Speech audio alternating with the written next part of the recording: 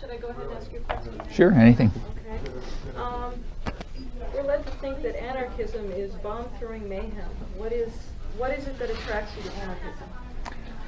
Anarchism has nothing to do with bomb-throwing mayhem. It's anarchism is a point of view which, first of all, it covers a lot of things. You know, political rhetoric is not the clearest. It's not a model of clarity, and anarchism has covered quite a lot of ground. But the mainstream of it has just been the basic principle, which I think comes straight out of classical liberalism and the Enlightenment, that any form of authority and domination has a burden of proof to bear.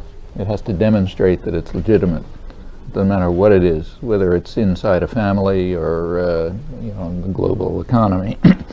If it is a form of authority and domination and coercion, it has to show that it's legitimate. If it can demonstrate it's legitimate, and it's a heavy burden to bear. If it shows that it's legitimate, okay. If not, it ought to be dismantled. That's anarchism.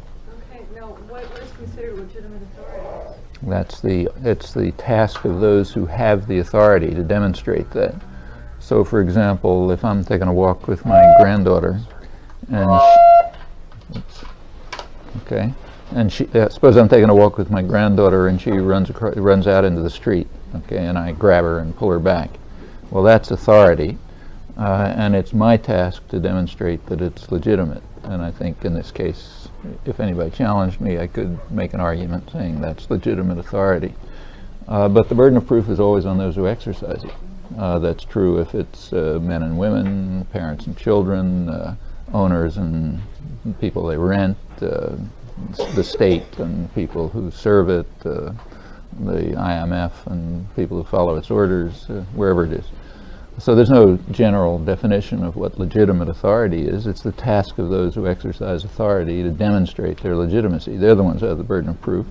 And if they can't meet that burden by explaining why what they do is legitimate, then they have no right to exercise the authority, and whatever institution, any institution within which they exercise it is illegitimate unless they show otherwise.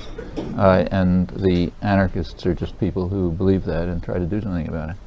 So the members of that institution, is it their responsibility to make a judgment call about the authority of the person who is trying to prove their legitimate authority?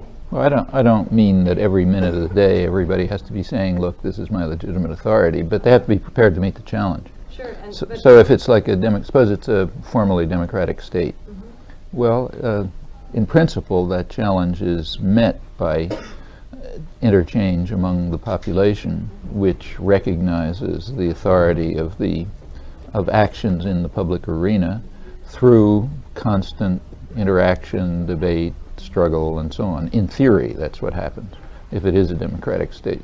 To the extent that that doesn't happen, it's not a democratic state and it is illegitimate. When you move to other systems of authority, like, say, private corporations or fascist states or other forms of totalitarianism, there's no question of legitimacy because they have none. You know.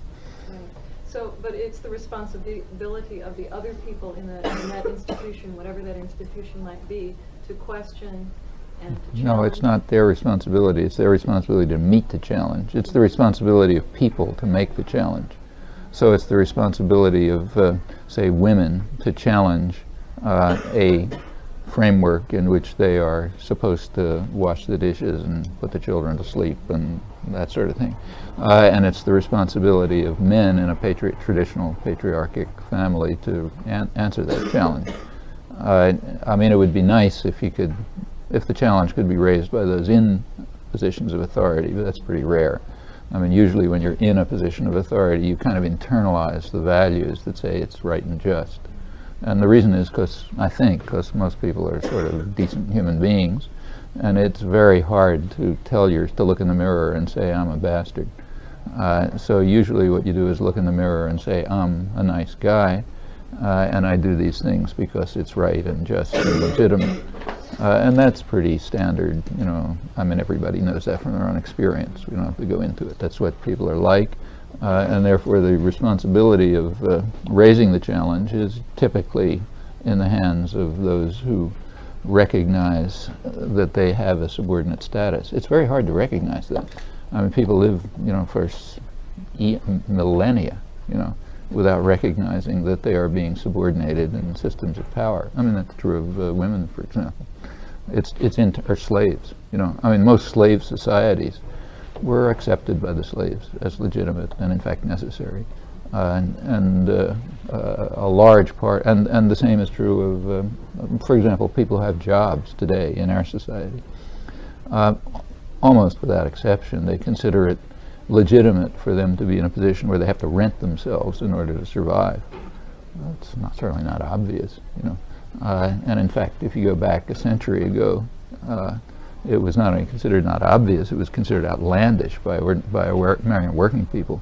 And I'm not talking about Marxists or socialists or anybody like that, but say mill hands in Lowell, Massachusetts, who never heard of socialism, who regarded it as a form of slavery and were complaining that they had not fought the Civil War to replace chattel slavery by wage slavery, and that therefore those who work in the mills ought to own them.